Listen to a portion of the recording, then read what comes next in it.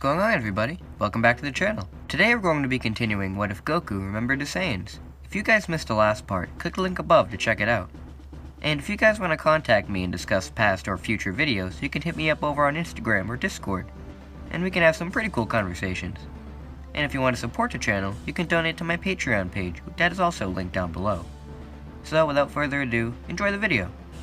Bardock and Kakarot are currently all-out training on King Kai's planet, while Bardock attempts to master combining Super Saiyan with the Wrathful state. He's getting there, but still can't fully access the form for longer than a few seconds. He knows its power is astronomical, however, and it's more than enough for Frieza, so Bardock has tried his hardest to get it. Kakarot has attempted to follow in his father's footsteps into form, but his body begins to grow and then revert back to normal. It seems Kakarot's child body, alive or dead, can't handle the power of the transformation, so he just works on perfecting the Super Saiyan form to the best of his ability. One day, King Kai startles the two by saying that Frieza has discovered where the remaining Saiyans are hiding and is currently making his way to their planet. Bardock curses himself and says that they need to be brought back to life immediately. King Kai tells the two it's not possible, since it'll be just a few more days until the Dragon Balls are active again. Bardock realizes that the Saiyans are going to be completely screwed, so he asks if there's any way to contact them the same way he did the Raditz. King Kai says of course, and he puts Bardock in contact with King Vegeta. King Vegeta is obviously startled to hear Bardock's voice, but Bardock just tells him to listen, as Frieza and his men are currently heading down extremely fast to take out the Saiyans, and they need to get out of there. King Vegeta tells Bardock that he's tired of running and that they should just stand and fight, but Bardock says that that isn't an option, since he managed to achieve the legendary Super Saiyan form, and even that wasn't enough to defeat Frieza. So if the Saiyans stand and fight, they're surely going to die. Learning that the Super Saiyan exists is definitely shocking news for the Saiyan King, and he decides that they might as well escape once again to keep the Saiyan race going, and they'll just have to trust in Bardock and the others. King Vegeta announces to the Saiyans that they must escape this planet as well, as Frieza is currently making his way here. The Saiyans are obviously pretty pissed that they have to leave again, but they all apparently died last time, so they don't want to take any chances with Frieza again. Bardock communicates with Raditz and the others back on Earth, and tells them that Frieza is currently headed to the new planet Vegeta, and that they should try their best to hold off Frieza until the Saiyans escape. Bardock gives them the coordinates, and the group on Earth decide this is for the best, and Kami will stay behind, since if he goes and dies, then they'll lose the Dragon Balls, and it'll be a waste. Raditz, Vegeta, and Guinea head off to intercept Frieza and do their best to save the Saiyans. The trip is only about a day long, and by the time they arrive, only about half the Saiyans have made it off the planet. Unfortunately, at the same time, Frieza arrives with his men, and begin to destroy the new Vegeta. Vegeta meets up with his father, and the two work together to fight off the soldiers so people can escape. King Vegeta is proud of his son, since he's become so much more powerful than he ever could have imagined. Vegeta tells him that he's going to be useless here, so he should escape too, and he flies off to go get his revenge on Ginyu. Ginyu is surprised to see that Vegeta got his body back, and wonders how this could have happened. Vegeta isn't exactly in the mood to toy with Ginyu, since the last time that happened, he lost his body, so Vegeta immediately transforms into a Super Saiyan. Ginyu laughs and tells him that that form isn't so special anymore, and he transforms as well. Over the course of the year, he managed to train as well, and gain access to the Super Saiyan form again. The two clash, and their battle blows up half the capital. Recoome is easily dealt with by Guinea, and she is insanely proud of herself for actually being able to fight. Raditz tells her not to let it go to her head, as the real fight hasn't even begun yet.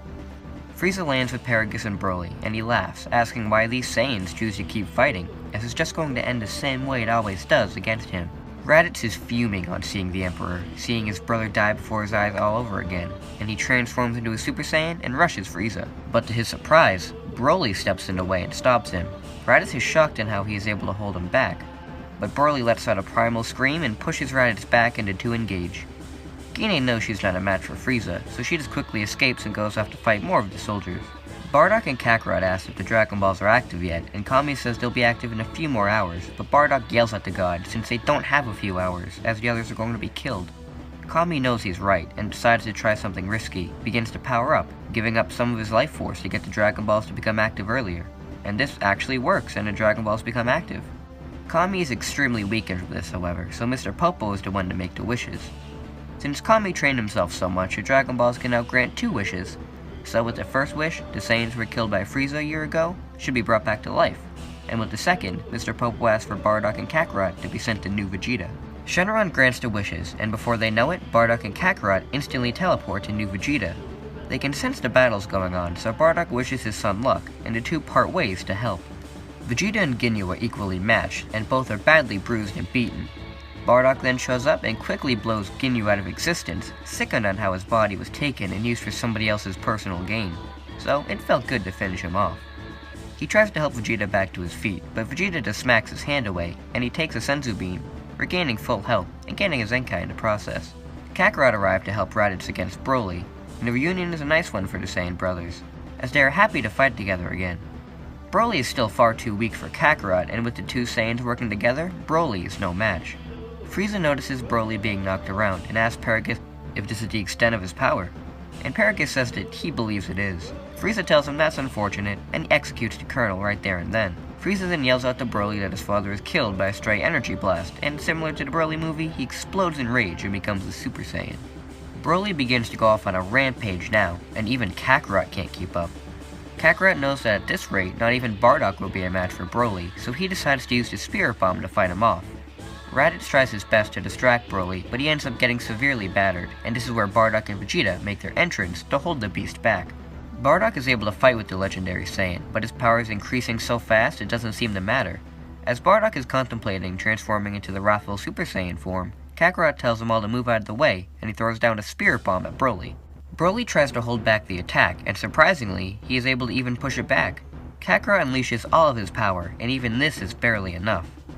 Bardock joins in with his son, and the duo manage to push it into Broly more, and try to target his anger to extinguish with the Spirit Bomb, as Broly is apparently pure of heart, and the Spirit Bomb won't do much against him.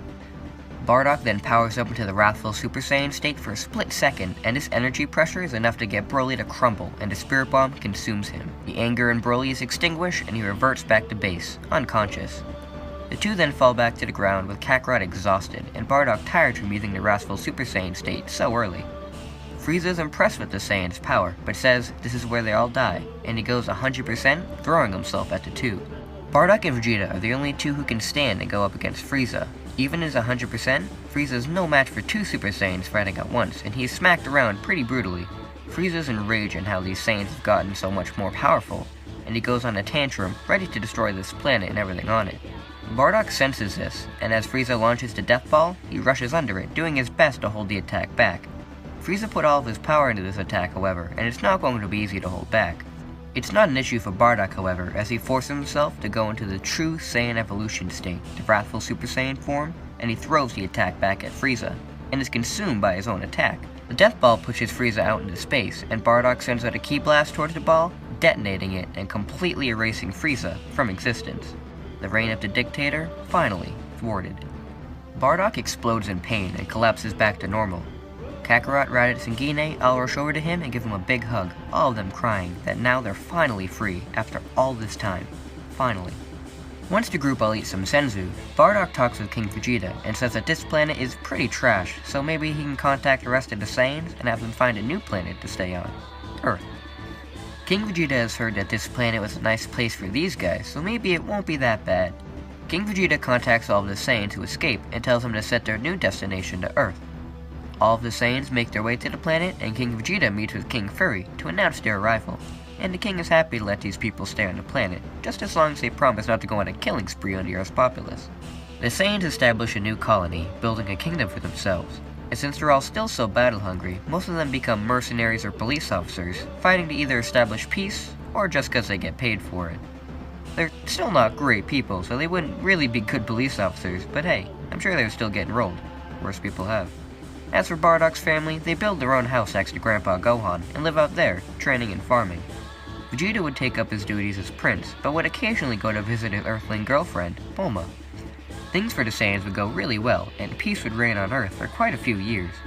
That is until King Piccolo was unleashed on the world. The Demon King tries to begin his reign of terror, but doesn't get very far as he is stopped by some Saiyan police officers. They take a liking to the king, however, and ask if he wants to join up with them, as he'll just be killed otherwise. Piccolo isn't exactly happy that there are so many other beings stronger than himself, but he joins with them anyways, as he kinda wants to survive. Piccolo is taken in by the Saiyans, and they're surprised to see a Namekian on the planet. Piccolo is curious, since he believes he is a great demon king, and not a Namekian. But the Saiyans say that they've seen their fair share of Namekians, so they know that he is definitely one of them. This gives Piccolo a sort of identity crisis, where he questions his ways, and wonders if all Namekians are like him. A couple of his Saiyan cop friends tell him that they could all go to Namek and see if he could find his true purpose there, and of course Piccolo would enjoy this greatly.